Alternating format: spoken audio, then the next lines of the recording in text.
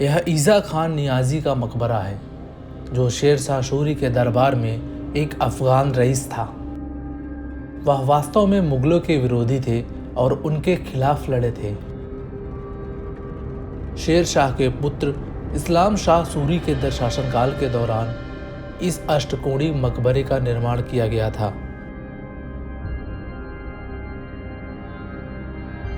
ईसा खान के परिवार को भी इसी स्थान पर दफन किया गया था।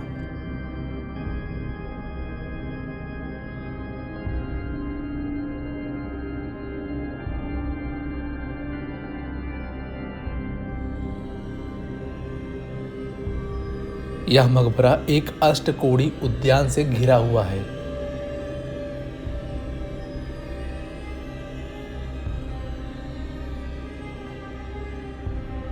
इस मकबरे से बाहर निकलने पर ब्लू हलीमा मकबरा हुमायूं के मकबरे के पश्चिम प्रवेश की ओर स्थित है। ब्लू हलीमा के बारे में कम ही जानकारी उपलब्ध है और कब्र को इस स्थान पर बाद में जोड़ा गया है।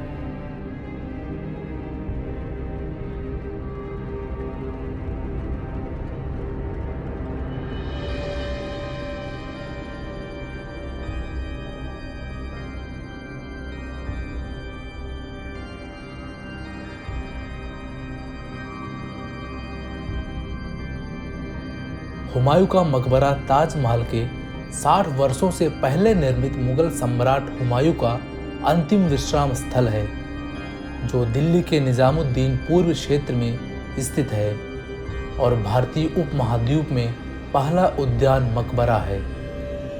हुमायूं का मकबरा दिल्ली का एक प्रमुख ऐतिहासिक और पर्यटन स्थल है, जो भारी संख्या में इतिहास प्रेमियों को अपनी तरफ आकर्षित करता है। हुमायूं का मकबरा अपने मृत पति के लिए पत्नी के प्यार को प्रदर्शित करता है।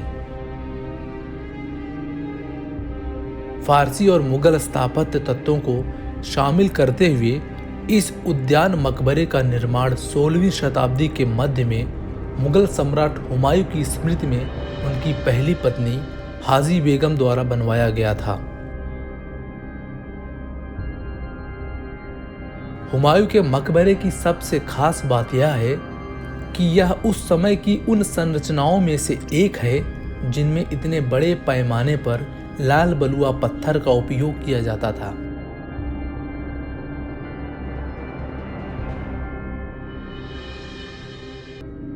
अपने शानदार डिजाइन और शानदार इतिहास के कारण हुमायूं के मकबरे को साल 1993 में यूनेस्को की विश्व विरासत सूची में शामिल किया गया था।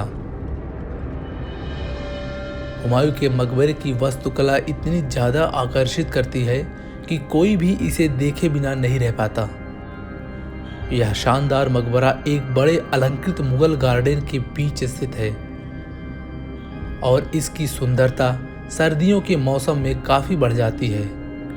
हुमायूं का मकबरा यमुना नदी के तट पर स्थित है और यह अन्य मुगलों के अवशेषों का घर भी है, जिनमें उनकी पत्नियां, पुत्र, बाद में सम्राट शाहजहां के वंशज के साथ ही अन्य मुगल भी शामिल हैं।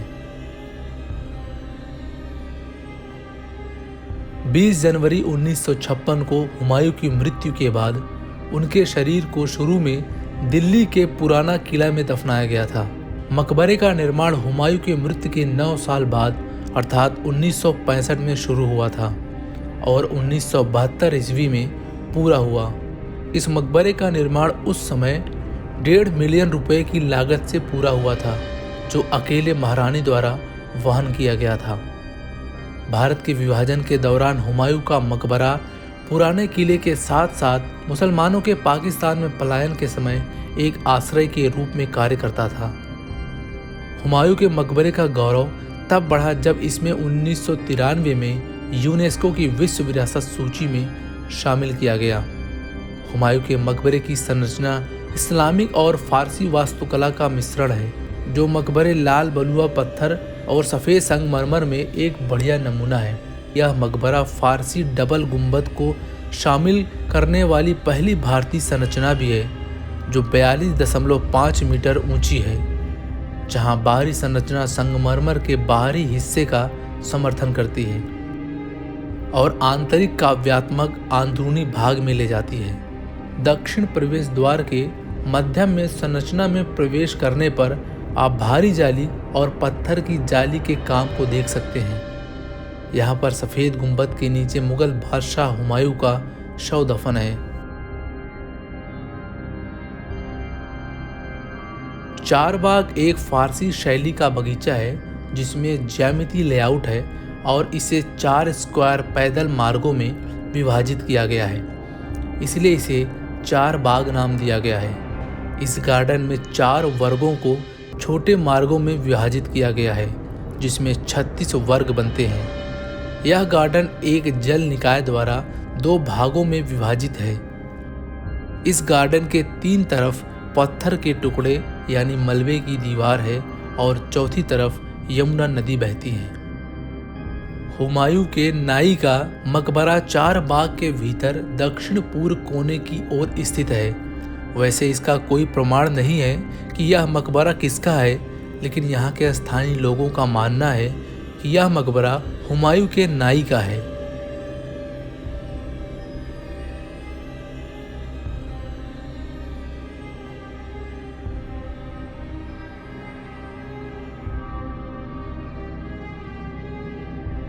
मकबरे के परिसर की सीमा के ठीक बाहर नीला गुंबद या ब्लू डोम है जो नीली टाइलों से सुशोभित है। इस अनूठी संरचना की सबसे खास बात यह है कि यह अष्टकोणीय है और भीतर से एक वर्ग है।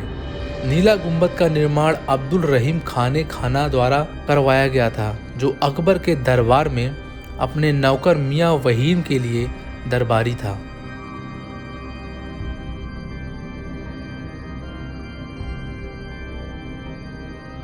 अफसरवाला अकबर के दरबार में एक कुलीन था और उसका मकबरा हुमायूं के मकबरे के दक्षिण पश्चिम छोर की ओर स्थित है। इस मकबरे में पास मस्जिद भी है जिसके बारे में यह माना जाता है कि यह अफसरवाला को समर्पित है। बता दें कि इस संरचनाओं का निर्माण 1566 से 1567 सी की अवधि के दौरान हुआ था।